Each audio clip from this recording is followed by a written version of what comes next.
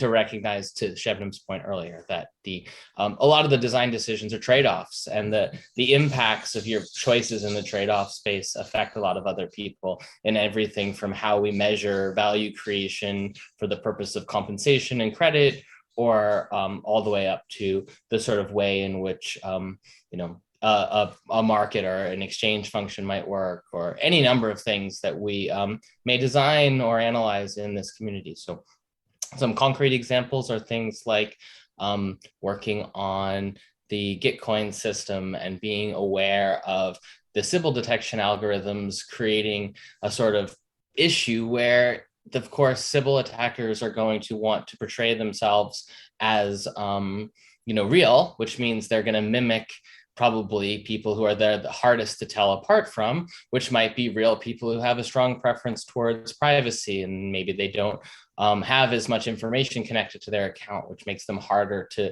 distinguish from fake bots. But there's like a real question about how you exercise the algorithm design and the oversight of those algorithms in such a way that you don't completely disenfranchise people with maybe privacy preferences, or the inclusion of workflows that allow for human oversight and or a real human being able to contest and prove that they're real to avoid some sort of adverse effects. Other areas are maybe a little bit more blatantly problematic, where we recently had I'll say in the news, in Twitter, you can follow the fact that a head of product for a crypto platform was basically front running things that were known to be about to get a ton of attention and making a lot of profit from a essentially insider trading function. And if you're in a position of the design or strategy or one of these tools or products, there's a lot of ways in which the power that you have, either the information or the literal design, can be used to sort of enhance your own wealth or enhance your own power within a voting system. Maybe one more example of that is there are systems emerging now which heavily reinforce what I would call Twitter power, or like crypto Twitter talking head space makes it really easy to create these long tail network effects, fat tail network effects, where some people get lots and lots of attention in the crypto attention economy, and it's very valuable. But then if you create systems that reinforce that as a primary measure of trust, it potentially undervalues or fails to recognize the people who are quietly researching, building behind the scenes, who don't maybe have that following. And so again, you see crypto-based systems, token-based systems that are leveraging and interacting with these social dynamics. And we really here need to be able to think in systems and understand the consequences of these decisions, not just, hey, I intended the following, but actually understand the separation of intent and outcome. And, as an engineer, I would say we bear some responsibility for taking the extent to which these ramifications might happen, and actually really look out for these ethical problems where certain decisions might be in our own personal best interest, but at the risk of harming or really externalizing on others. And I still see a lot of that actually in Web3. In fact, probably the single biggest criticism against Web3 is that people who came into new sort of economic and decision-making authority or power use it predominantly to further enrich themselves and or empower themselves. And I think that's common external criticism, but I think it's a real issue, maybe more often due to ignorance than due to direct intent. It's something that I hope the token engineering community will kind of rise to combat by taking on these kinds of tasks and building this sort of professional community with the ethical component like front and center. So like recognizing what power you have, exercising that power with discretion, and exercising it in service of others. And that doesn't mean that people aren't going to do well. Obviously, there's a ton of demand for this work. It's not a complaint against making a profit. It's a complaint against maybe naively or with intent or at worst, ignorance, leading to empowering or enriching yourself from that position of authority at the expense of others. So I'm done with my little ramble, but this is super important to me. As Sebnem mentioned earlier, I have already written a little bit about engineering ethics in Web3, and coming from a more traditional engineering background rather than a financial one, it to me reads very much like civil engineering in cyberspace. And so, that's my hope for this community. Thanks, Saga. So that's also the tough point, and basically, being in the trenches, having left the ivory tower, the first thing that comes to my mind is actually separation. As an engineer, not being part of the token economy puts you in a more objective position than actually being a token holder. So that's a personal and an obvious thing for me right now. But at the same time, I would say let's not be too hard on ourselves, but actually be aware of, or let's start with increasing our own awareness of the basic decisions that we have to make, right? And then what can go wrong in those decisions. So I'm going to share the screen, just collecting all of your inputs together. And I also hope that there won't be now a silence, but actually people raising hands and wanting to share their own experience. And if we get to that mode, I'd just like to keep taking notes and asking questions. So would someone else like to take the lead and share a bit of their past experiences in token networks, situations that you mastered or you were in, where you wished we had a handbook, basically, or you could look up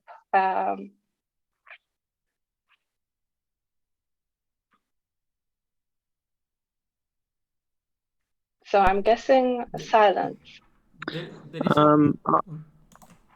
I'll just kind of, I'm having a couple examples in my head, and I don't know how specific I want to get, but just want to throw out kind of a terminology. I mean, we're dealing we compare this to civil engineering, building bridges, and we don't want bridges to collapse, but it's a little bit different in that we're dealing with economics and the flow of value, the flow of wealth.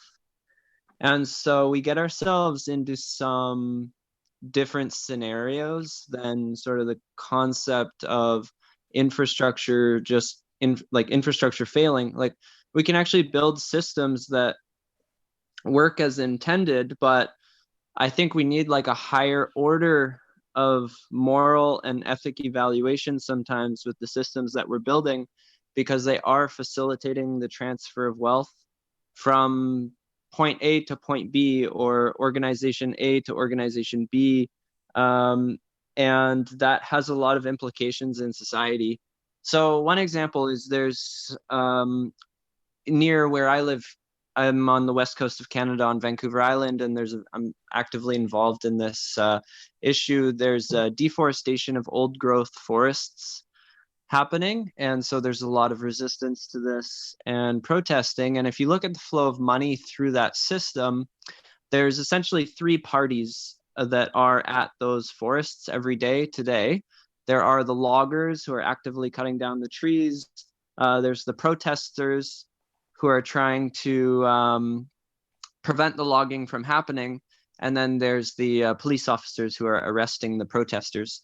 And 2 out of 3 of those parties are being paid money from the sort of the government, whatever you want to call that, the economic facilitator, or there's a lot of ways to frame what something like the Canadian government is. But the money is flowing towards the destruction of the trees. So everyone who is there cutting down trees or arresting protesters is being paid.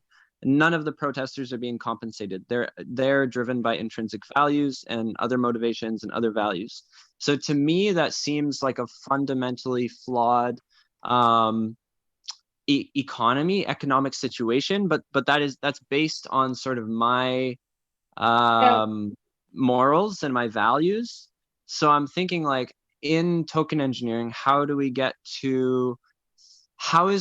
find a ground truth in, like, value? Like, should we not be cutting down old growth forests? That seems obvious to me, but there's actually people out there who have different opinions. And so I'm really interested in getting to, like, how can we have shared morals and values that we then build ethical frameworks around for our economies?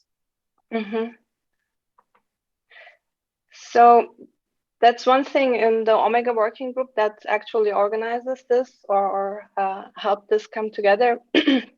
One of the first things we came to realize and said, and I don't know how we will put this together, but there is no one ethics that holds true for all. So there is contextual ethics. And as you can imagine, on global matters or on matters where the community is not, or the group is not just one value, like one price or optimizing for price, when we have this multiple dimensions we have to optimize for, that's when it gets tricky and hairy, and there is no one perfect solution, and also not one ground truth. Is one easy step to say, and like many lawyer friends of ours say, it depends. It's actually something we would want to move beyond. It's, I believe, is also something I'm hearing a lot, like we just heard from Sean, right? How can we determine a ground truth? How can we determine a shared value? I think, keeping something intact. So I think that probably it's really important to distinguish between finding shared value and finding ground truth, because ground truth, the term comes with it the assumption that there's an underlying, like, specific thing that is true, whereas in practice a lot of this is intersubjective. Now obviously we want to build large, subgraphs of intersubjective agreement about something that's ethical. But, like, I think, ultimately we have to create or find these value systems for which we can get the largest group of people to come to, again, this sort of intersubjective agreement that these things are important, or that they are actually to be prioritized above other things. And I emphasize this because I think often the desire for the ground truth to be an objective fact that everyone agrees on actually makes it harder to come to intersubjective agreements, because it makes it easy to create us-them situations, and it detracts from people's ability to see from the other person's perspective, which then allows you to lift out maybe the thing that they share. So, like, if I hold a belief and you hold a belief, and then maybe they might have some commonality in them that we could draw out and use to gird our shared understanding and our even our value systems, it's actually really difficult to accomplish that lifting out the shared value system if you start from a place of seeking ground truth, because it like I said, it leads to people talking past each other. It makes it harder to discover that intersubjective, like, mutual agreement about something maybe more principled or more foundational. Couldn't it also be that we need better feedback loops? I mean, I'm sure that if you went and polled most people and said, is it a good thing to be cutting down old growth forests? The majority of people would say, no, that's a bad idea. There might be some that don't, but most people would say, Why would we want to do that? And so really what we want, I think, is to ask the question, well, how did we get to a point where the money is flowing to the people destroying the forest when everybody thinks that that's not what should happen, right? And so if we had a system feedback loop that showed unintended outcomes of the systems we're creating sooner, before we get to the point of cutting down whole old growth forests, then we can correct course, change the system so that it doesn't do that. So I have a question about that in the context of the old growth forest. It seems like it's an institutional dynamics issue where it's a coercive situation with respect to the indigenous people who would theoretically be the best position to defend the importance of that forest, but they're like so financially coerced by like a long period of for essentially institutionalized like systems and process that like even if we had this feedback systems, like they're subject to something that is, I don't want to say invisible because we're making it visible, but like how do we get to the place where you know, where that, again, I'll call it institutional dynamic, is the thing that we're editing, so to speak, right? We can't just edit the moment and make a change decision about not cutting down the forest. That's the, you know, if you're familiar with Zen and the Art of Motorcycle Maintenance, there's like a famous quote about tearing down a factory and then the process in the system and it's built again. This is like that kind of problem. So if we want feedback systems, they're not about the decision specifically. They have to be over the institutional forms that are creating that that misalignment. And so that brings us back to this sort of, I would call it this sort of realm of reasoning in cybernetics, and asking what these institutional dynamics are and what the feedback loops on those dynamics themselves are, rather than on the individual decision processes. And modeling that, yeah. Can we break down Mapping, institutional a bit more? Like, sure,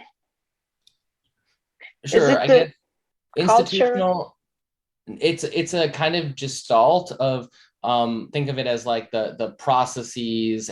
There's a certain like extent to which there's a system, but it's not a system necessarily that someone put into place. It's like it's the stable dynamical process that we're kind of subjected to in this example. It's not like an institution in the sense of you point to that entity or organization. It's institutional in the sense of a kind of invariance in the socioeconomic space. There's a pattern of dynamics that just persists. It was created through some processes in the past, and it's like hardened or calcified, and thus is difficult to change.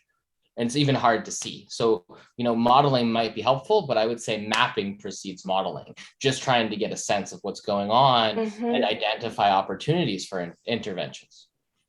Yeah, in this case, it's like institutional stakeholders. So there's, I'm in British Columbia, that's the province. So there's the BC government, there's the Ministry of Forestry under them, and then there's the corporate interests. Particularly, there's a company called Teal Jones, which is performing the logging. So those are kind of three layers of institutional interest, like the institutional dynamics. So the stakeholder mapping part, this essentially could be exploded into stakeholder mapping, and the feedback loop that I think it was Sparrow was talking about was it's essentially our democracy. That's the feedback loop, because this Ministry of Forestry is approved by the member of parliament who's currently elected, and every 4 years or so you get to vote on which member of parliament you want in or out.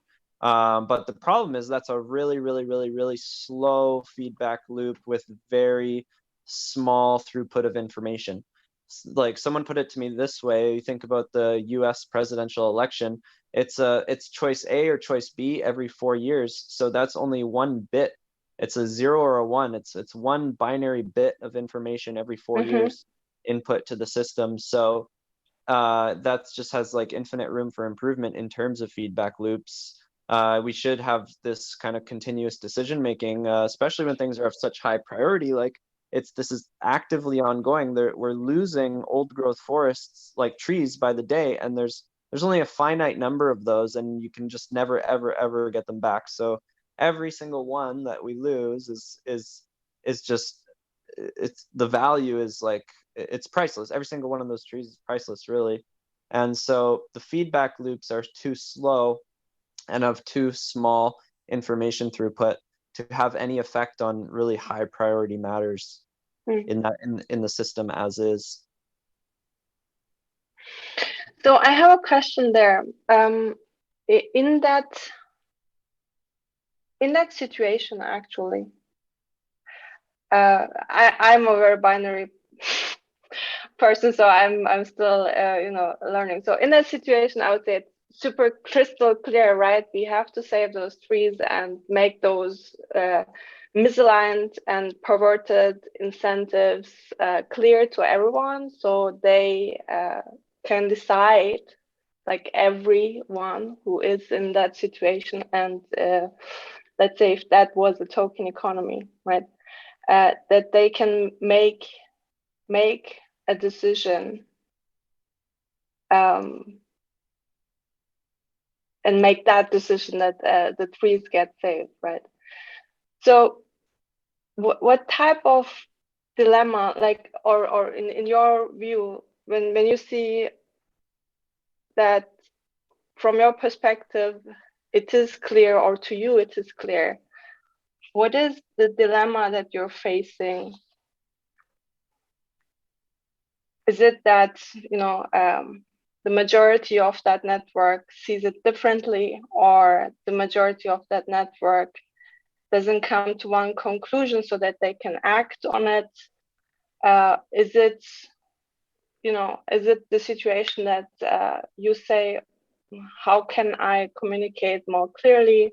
Like, what is the situation that, or how would you describe that situation that others here might take you up on? So there's a couple ways. The thing that comes to mind is sort of like a corruption of control. So like Z was describing the gestalt of the institutions, and there's sort of a pocket of institutions that form a sort of, well, a monopoly on force, right? So in this case, the logging company works with the government, works with the police, and they are able to decide what happens in the situation because they have a monopoly on sort of weapons and guns and things like this. Now that's a little bit away from my original point, which was just focusing on the economics of the situation and the flow of money. And I like the way that Sparrow went with this, where the feedback loop. So our money system is driving towards the destruction of the trees, and if you polled people, almost everyone would say keep the trees standing. So I think that's where we come in as token engineers, to say, okay, can we have a feedback loop on our values, and just check ourselves? How does it look? What's happening in the world? Are our money systems driving in alignment with our values or not? And when there's distance between those things, is there an ability to adjust the system? And then this is sort of the cyber physical aspect that Z was going into of, well, could we have a digital twin of our values and our live system, our society that's unfolding, and just track, like maybe have alarm bells when there's a discrepancy between what we value and what money is incentivizing through work. Mm-hmm.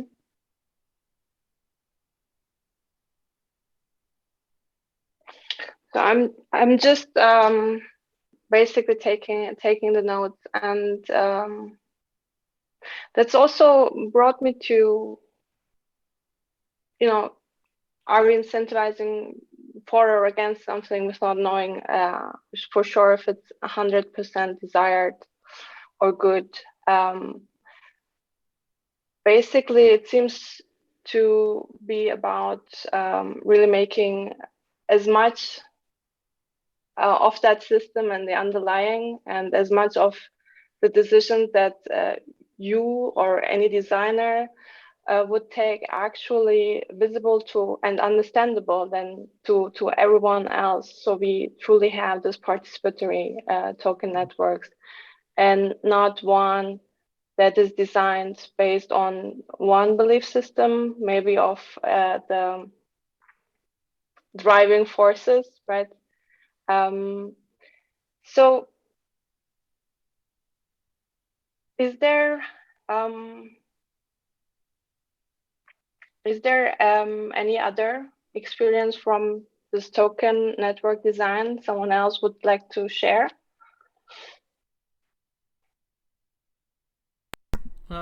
Levi raised a good point the other day on a call, and it's related also with what Sharon was saying. Like right now, there is in the token engineering commons, there is that idea of doing an initial buy on the bonding curve as a DAO, and use this money for then at the beginning it was just for a reward system, but then it is scaled on venture capitalists, and now also we're talking about agave proposals, which would lead, like people knowing this information could buy agave, get some profits, and also like how ethic is that, we are manipulated the market somehow. So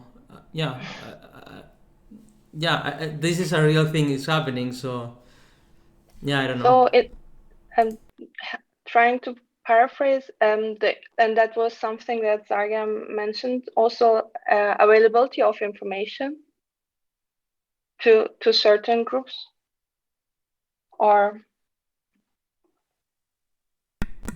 I mean, it's kind of transparent, it's everything on the forum, but not everyone is looking at the forum, so even if the information is there, it's still privileged information. Mm-hmm. That's the other thing. We're talking about token networks, self-sovereign individuals participating, yet you need to literally pull everyone. This is a decision that is going to affect you.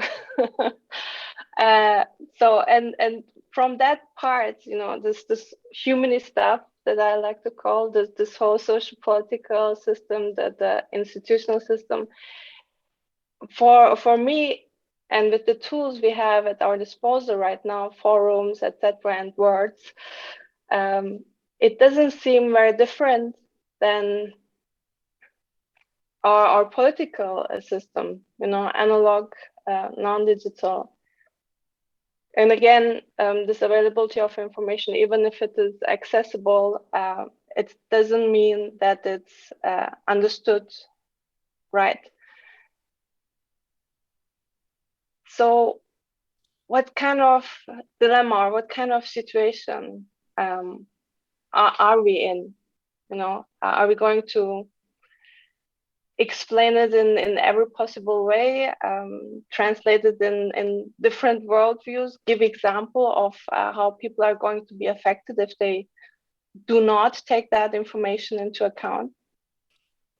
Sebnem, would you be, okay, so this is something that we've been contending with a lot because of the amount of design work that we do. And I want to actually try to throw the floor at Danilo a little bit, but I'm going to frame what I'm hoping to discuss a little bit in terms of what we call computer-aided governance, which is where we try to bring into our workflow a lot of the considerations that you just brought up, like just sort of awareness that the person who frames the analysis or frames the design problem determines what success means. They set this whole process on a course towards a particular outcome, optimizing for the stated metric and or defining the set of the decision set or the set of feasible designs based on the way that things are framed. And it's not necessarily bias, it's a necessity. You must make a choice. There's a subjective act framing the problem. And so all of the things that come downstream of that become maybe objective, conditioned on the subjective choices of the designer. And we've been trying to redress that with some of our work in the Filecoin ecosystem. And so, within our group, we've been developing a sort of a process, at least an epistemic process for incorporating people into the design recommendations and supporting the admittedly political process of FIPS, the Filecoin improvement processes. And I don't know, it's been a lot to it, more than I can just share all at once, but it's been valuable and productive. And I wanted to see if Danilo wanted to add anything from his experience, maybe more in the positive, right? Where we're trying actually from first principles to be ethical stewards of certain kinds of design and analysis questions, putting things forward for people to form their own opinions or even fork or adjust the assumptions in order to remove some of the monopoly on the subjective part of framing a problem, or the subjective part of saying this is the objective we are optimizing for. And by releasing the uniqueness of that while retaining the, let's say, the objective solving the problem conditioned on framing and objective, I think you can engage both as an engineer and saying here's the answer, but also as a participant that it understands that those certain highly sensitive points have a huge ramification on what's even considered. Anyway, sorry, I talked a lot considering I was wanting to fill the floor. I don't know, Danilo, what are your thoughts from our project work on this? Yeah, I mean, it's a long topic. We should definitely bring Puhat to talk about that. But I would say that maybe a point that it's worth considering, and I would say that maybe it's the fundamental reason of why computer-aided governance, process for computer-aided governance is necessary, is really related to what we think about power dynamics. And I think that, let's say, this is an interesting topic to consider because a lot of times it gets forgotten, but when we are designing any kind of system, of economic system, we are really dealing about, let's say, so for example, when we talk about, let's say, power and so on, I'm talking more on the sociological sense, and it's always worth to define, let's say, what sociologists use as a definition. Because power is essentially, let's say, a distribution about how you facilitate, let's say, allocation of human time. So, for example, the socialist definition is power is the capacity of, let's say, directing human time. In the sense that, let's say, if you are able to, let's say, make someone, let's say, dedicate 1 hour of you or 2 hours to you, you are exercising power.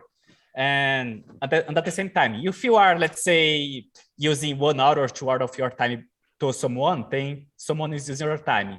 And when we are developing algorithms, essentially we are delegating power to the algorithms, in the sense that, let's say, we are spending our human time in order to, let's say, do what the algorithm thinks is right. So I think it's critical to have understanding of power. And for example, when we go to the subject of power, you can also have several definitions on, let's say, on how power is actually, let's say, actually implemented. So there are several theories. I'm sending here a Wikipedia link that contains, for example, some reference, but there is really a lot of literature about that.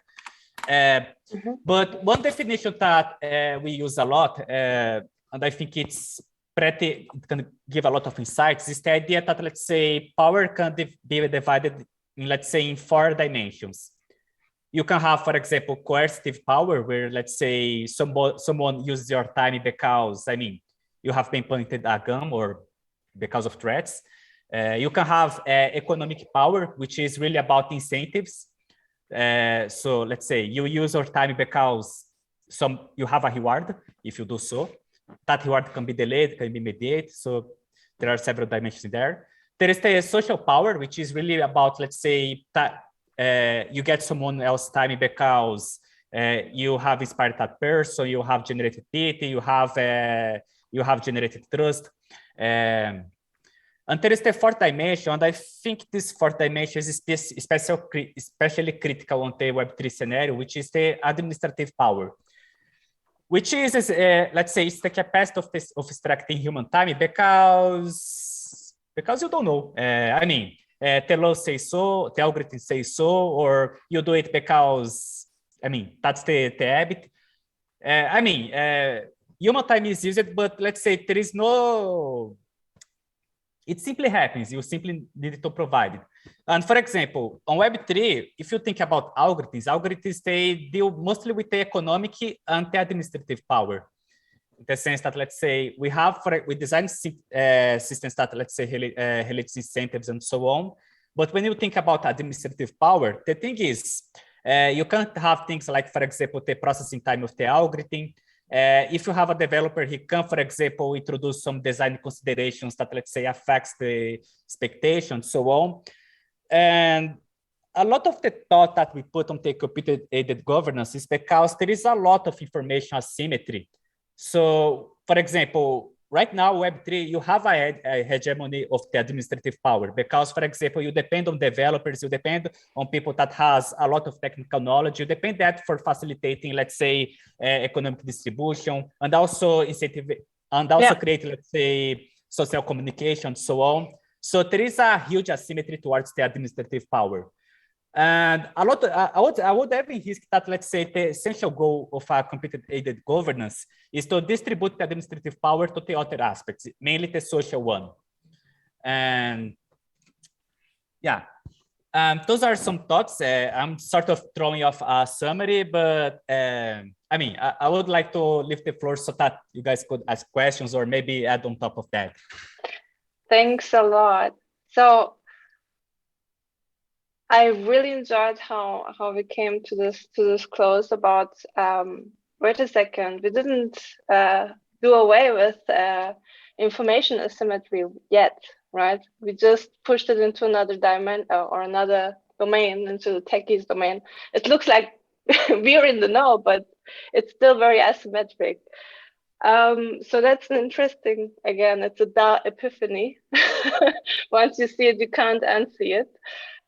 But that is super interesting. And one thing, just to summarize it or put it in here correctly, is you say the goal is then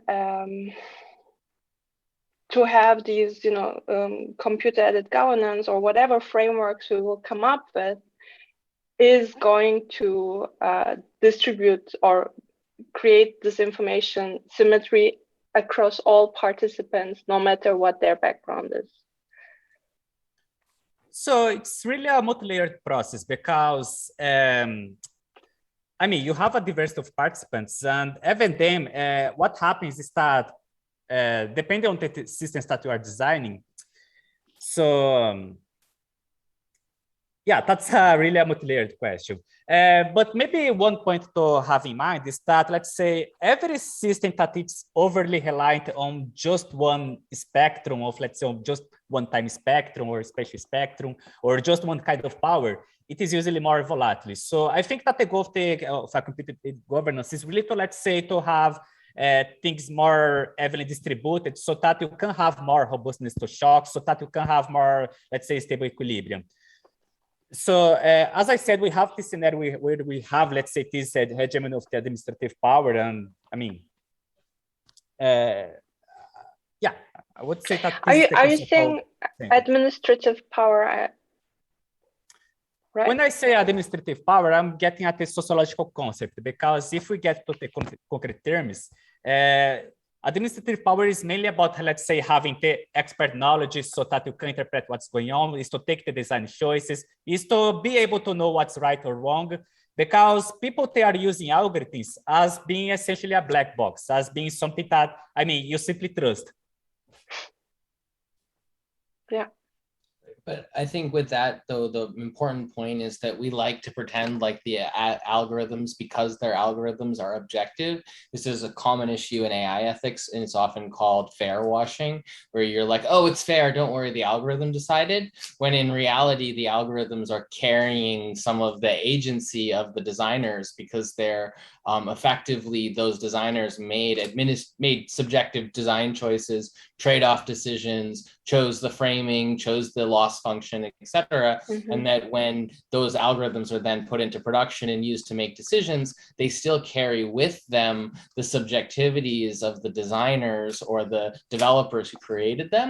And this ends up being really complicated because it's been removed a couple times, and it's really easy for people to be like, oh, well, the algorithm did it, so it's fair, or the algorithm did it, therefore it's legitimate. When in reality, those algorithms carry the fingerprints of the subjective choices made by their creators. And that would be even, a luxury position, because we don't have those computer-aided governance frameworks and tools yet. I mean, in the trenches, it's more like decisions are just being made very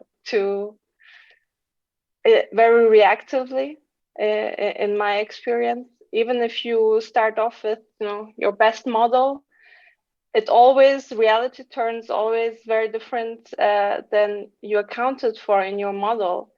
And it's already tough to make a decision, but it's very tough to make a decision for a very heterogeneous group of people together with them, right? And come actually to a decision that can be executed. So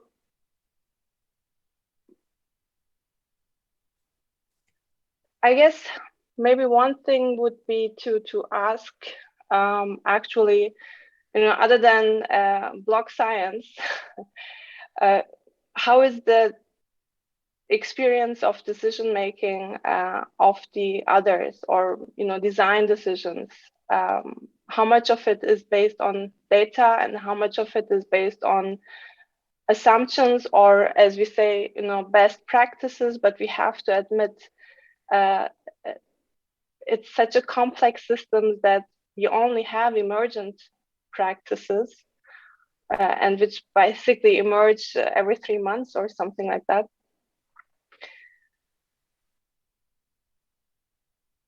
So yes, any other additions from the actual very practical, the last design decisions that have been made? How much of it, and how much of it was, see how it works? How much of it was we just decided and saw and then reacted? Or how much of it was actually we did model, we deployed, we saw, gathered the data, and we decided? So I find that most decisions that are being made kind of follow this individual pressure to conform to this kind of path of least resistance of just saying, hey, let's get the most practical and logical thing done, and ethics be damned. It's kind of this type of collective goal of achieving something that interferes with this individual ability to question whether a decision becomes ethical or should be considered an ethical issue, and one that is more practical and easy to go with the rest of the organization. And I find that to be very, very common within DAOs at the moment, and something that I don't know how computer-aided governance could help with that, whether there's feedback loops and just trying to guide what types of decisions are being made. It's more about like framing what types of ethical decisions exist already. I don't know. If that makes sense. So I actually want to comment. I've encountered that a ton, and mostly the only thing that I can do is just stand up for shit and like stick my foot down. But at that point, I'm just leveraging my personal brand. I'm basically saying stop, on the grounds that like I'm observing or recognizing some adverse effect that's being sort of snowballed forward. And it often creates a lot of friction. In fact, it makes my life a lot harder than if I just did what somebody's asking for. But that's the concept. One of the terms for it is like the cognizant engineer in like a traditional engineering organization, or the engineers in theory are, at least normatively imbued with the authority to like actually stand up for those things when they see them. But that's not something that you can deal with in any way other than sort of, you know, norms and standards and expectations, because there's always, to our example of the institutionalized issues in the old growth forest, going to be like a system process going on that's pushing in a particular direction, and you're always going to need humans to sort of recognize or extrapolate unhealthy dynamics and stand up and say, hey, look, I know that's our KPI, but we're impinging on this thing that maybe is hard to formalize or isn't clearly embedded in a constraint set but needs to be protected. Like, who's going to stand up for that thing? Well, it's almost always going to have to be a human, because that extrapolation or the recognition that, you know, maximizing for that KPI or those goals is impinging on something else that's important.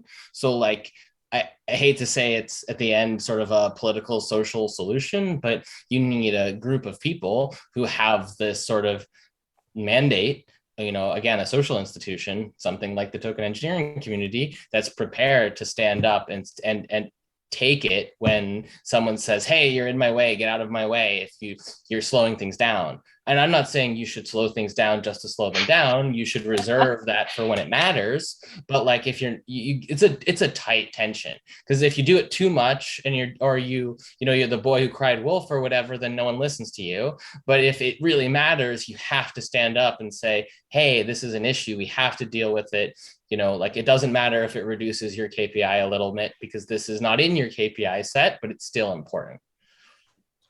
Yeah, I find that it's really difficult for a lot of people, especially if you wield, you know, a lot of charismatic authority and you know, you have this power and ability to guide decisions.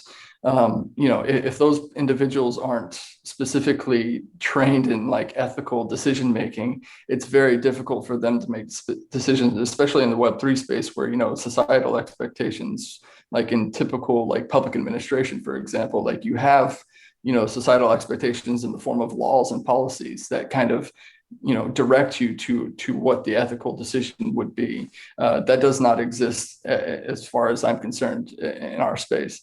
And so that lack of societal expectations upon the token engineer, for example, leaves a lot of discretion to the individual who wields a lot of charismatic authority to not make the decisions that are in their best interest, but for the best interest of serving others. And so I think that's really hard to either you have to train these individuals to think ethically, or we have to create some type of societal expectations for them to guide them in the right decision. To be fair, that's what I thought the workshop was for. Like, in a sense that, like, part of the reason at least I'm here is because I think we have to build a culture that both internally reinforces discovering how to make better ethical decisions and kind of help us ourselves create some frameworks. And on the other hand, we need to build recognition outside of the token engineering community that when someone who is, you know, part of that community puts their foot down and says, hey, stop, we're harming something, that people are going to learn to listen, because the institution of token engineering, I would hope, would gain some authority, even if it's a shared authority as a group, not necessarily, you know, just the individual who's saying stop. Mm-hmm. So yes, please. Yeah, I have an intuition about like what is the root problem with this. It's not very eloquent in my mind, but I feel like it has to do with like the burnout society we live in, on how like we live in such high pace environment that is mostly service and output oriented, and there is such a high demand and stimulus for everything that is happening, because nothing can stop, because one thing is depending on the other, and that puts like the nervous system on edge about most decisions we have to make. And then when there is the question of, do you want to take a quick decision and just go with the flow, or do you want to think ethically about the implications of this decision in your life and the life of others? I feel like some people, they don't even have like nervous system conditions to take the step or the direction that they would have to think about something, or to stop, or to confront.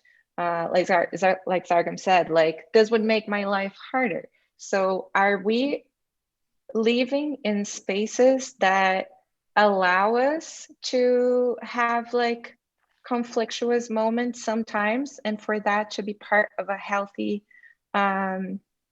ecosystem?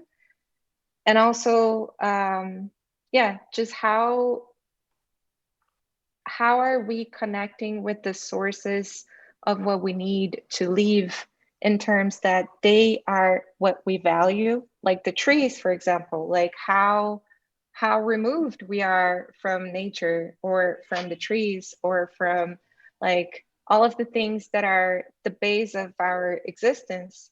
And then we spend like 12 hours in front of a computer trying to solve these very complex problems that sometimes might have like a solution in our connection with nature, and the slow down and reconnection with our like intrinsic values.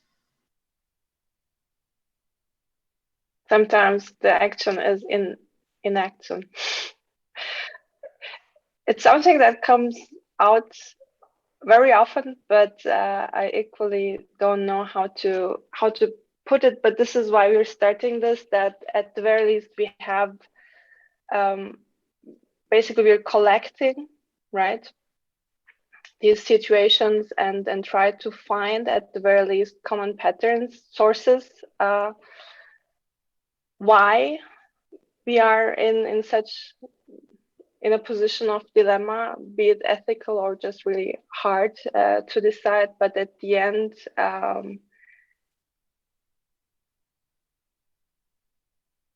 also learning, especially maybe as a community of mostly introverts, or as someone said, introverts captive in the body of extroverts. Basically, how are we going to communicate or put your foot down without actually having to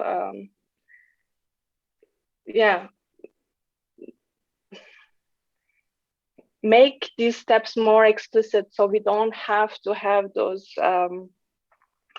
social helpers like charisma, authority, brand, or what have you, but actually make this part of a participant's journey in a token economy, that it is not, especially not always about taking decisions and progress and action, but actually the ability to reason, and the ability to question openly or in an orderly manner.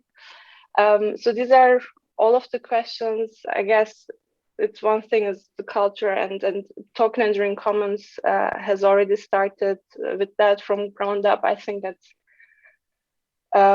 with the conflict management, or how do we deal with conflict. So I think that's one of the most important parts to, as a token engineer, to build on, right? That is actually somehow built in token economy or token projects as a quality sign, so that token engineers don't have to, be charismatic, put their foot down, but actually it's expected to have those questioning, right? And to have that maybe not just by the token engineer, and they are responsible for it. And if they are not doing it, then basically we just assume everything is peaches. What, for example, is I think not what we're going for is as it's typical in corporations or in AI, that you have people who, they sit in a department and look whether things, ethical, AI, and so on, but actually that is part of decision making, and everything we do in a token economy in creating those projects are decisions, right? Design decisions. Every participant is actually deciding at every moment when they are interacting with the token and the token project and the other participants in the token network. So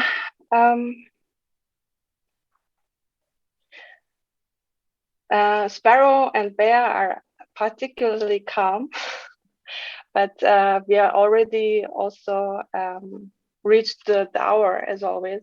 So if anyone has to leave, I just want to say that we will have these focus groups. This one is the first one, and I hope some of you stay a bit longer, because I would like to get this to a bit of a conclusion for this one. And the next focus groups is basically, our aim is to bring the situations, find those patterns or root causes of these ethical dilemmas, and basically make them visible, create this awareness. That's number one. And then hopefully, not hopefully, but actually with that, this whole social or expectation starts, that this thing becomes as natural as actually security, taking care of security in a computer system, right? A system that actually is going to coordinate people and going to distribute wealth and going to be the digital infrastructures of our digital society. That ethical decision making should be second nature of every participant, of everyone, because each one of us are making decisions. So we have definitely people who are in finance, so I would love to hear from them as well. And we have with Bea and Sparrow actually people who are creating token economies in art, and the artist or creative economies. So again, the question, or I would love to hear from you and also make notes about those situations where you said, I'm taking a decision that's going to affect the token economy, the participants, and I don't know how to take it, or I just go with the first thing that makes sense. I go with the data, or I just ask everyone and we vote it on. So how does that look? And looking at there.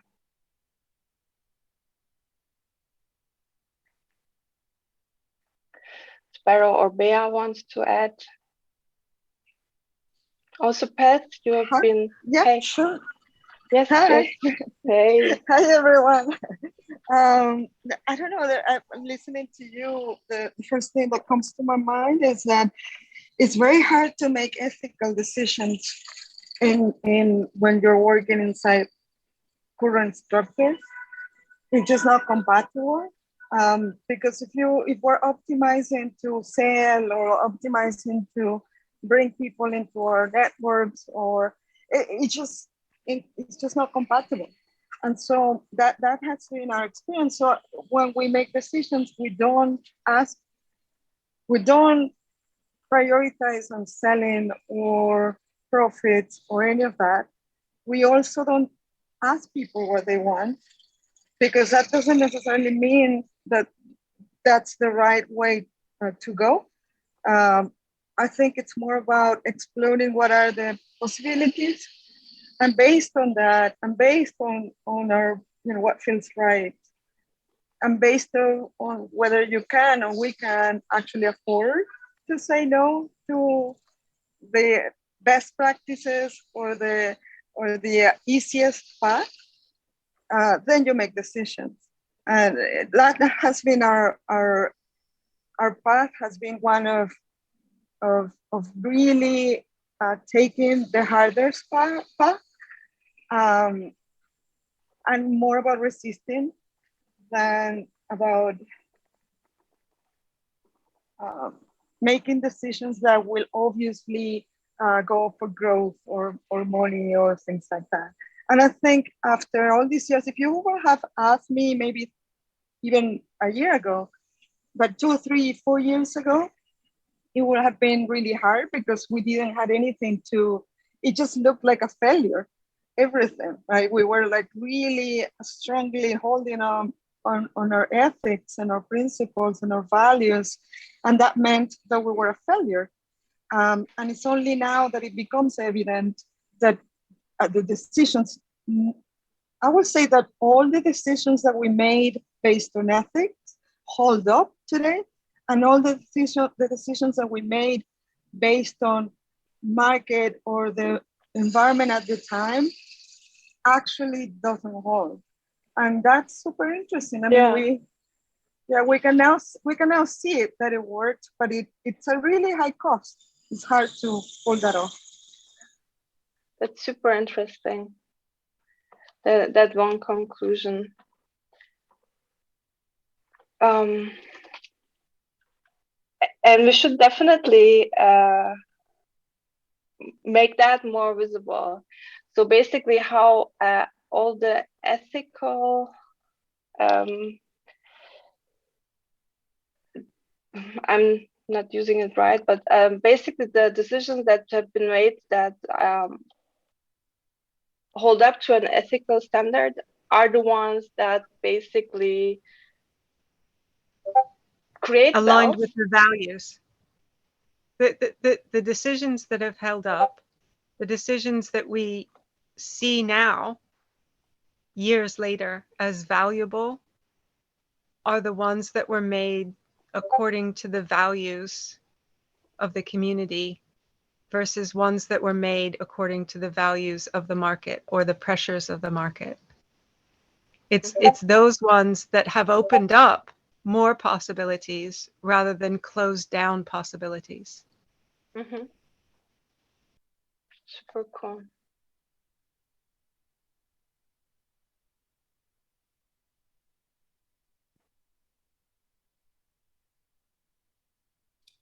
I agree with that in my experiences.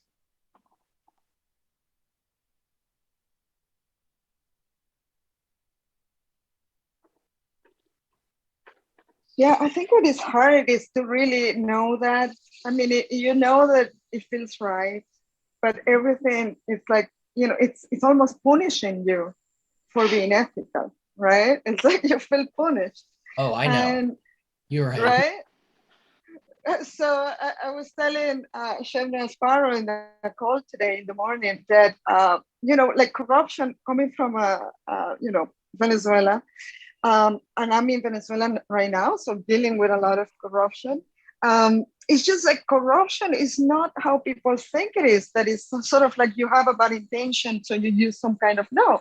It's actually you have the best intentions and you want to do things right, but doing things right punishes you, while doing it the corrupted way actually makes it so much easier and exponentially better than even if you did it in the right way without the punishment. So to me, is that dichotomy between what drug cartels do, that it's like you either give me I paid you $100,000 to use your land, or I kill your family, you choose, right? It's that kind of position. And I think in small and bigger decisions that we have to make, we are either punished or we take the actual easiest path because, it gets exhausting after a while. there are two things I would want to add to that, though. One is that even in the absence of something as stark as the example like you just gave, I think there's a lot of mini versions of that, such that, you know, it's not surprising that there's an, you know, the famous quote, like the road to hell is paved with good intentions, is a manifestation of this. There's a concept that I kind of think is relevant called the banality of evil, which basically, you know, brings this idea that, you know, there's some very like unfortunate, very bad things can be facilitated by people doing basically nothing particularly of interest, that like kind of naively going along the easy road can also create pretty significantly damning outcomes. And that one in particular comes from, I think it's Hannah Arendt, related to like Nazi war criminal trials for a bureaucrat. And then there's one other concept that fits into this family, which is just the idea that you know, evil thrives when good people don't stand up or do something. And I think that all of these are just like ways of approaching the same concept. And so it's actually really important to look at the different ways in which that concept arises, because it tells you that it's not going away. It's just like part of the world. And then you have to learn how to cope with it, come up with a, you know, ways, basically just ways of dealing with it as an individual and as a group, because it's part of reality. Mm-hmm.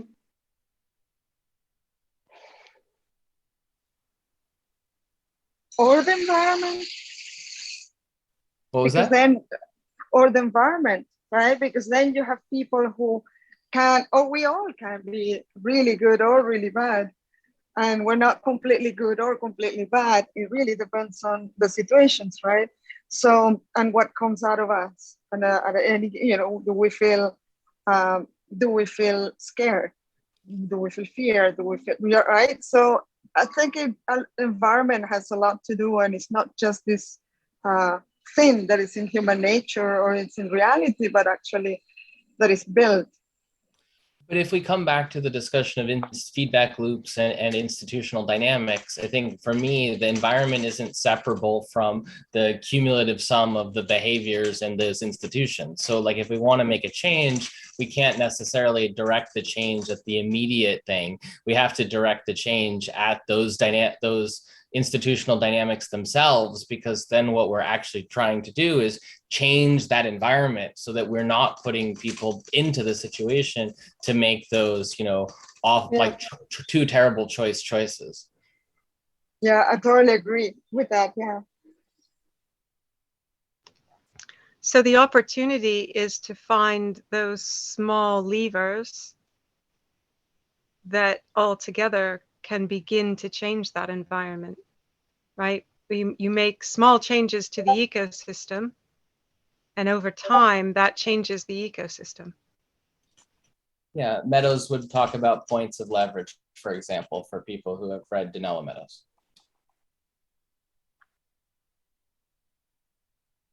I know Sebnem has. Yeah. So that's why I'm so definitely patterns are emerging here.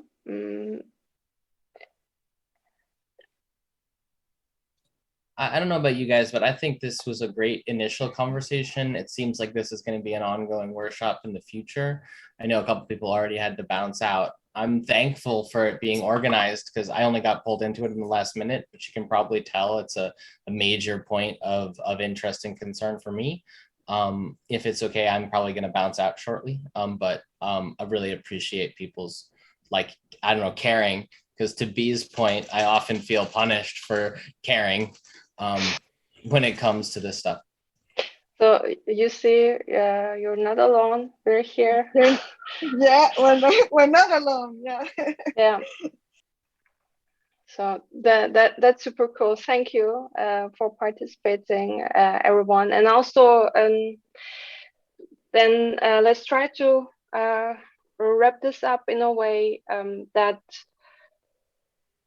what would be great if we could, we'll sort and work on this in the working group Omega. If you want to join, it's every 2 weeks, but we might have actual special sessions on these to sort this. And the goal is to find those pattern situations and then become more and more practical about things we thought that might help. Of course, computer-aided governance tools that support us and the token projects and participants is one thing we're definitely going for, and it's basically the easy path. But right now, I really wished our environment improves tomorrow. So what is the next practical steps we can take? And what comes out is, levers, small levers, but in big letters here. I think these are the things we should go for next. And I'll make sure I'll share the same information with you, that in the next session, basically, we get work on this on a more sorted way and actually work on the more solution-oriented side. Do we already see those levers in our working ways, in our relationships that we have with other participants in the token project, that we can have that environment? And the third part would be that training, basically, what do we need to do better to, even if we're not charismatic or don't have a big foot to put on the ground, how can we make sure that at the very least there is room for reflection when someone puts their hands up and says that they have a concern? And basically how to move from that point without it being, oh, it's a conflict, we're going to fall apart, but actually it's a very natural step. And coming back, making those decisions, improving those decisions on that qualitative level is actually improve the chances of the token project sustainability or actual wealth creation, sharing, and preservation potential. That would be the goal. Yes, and on the other side, literally, if you want to add something to this board, it's editable. It would be great.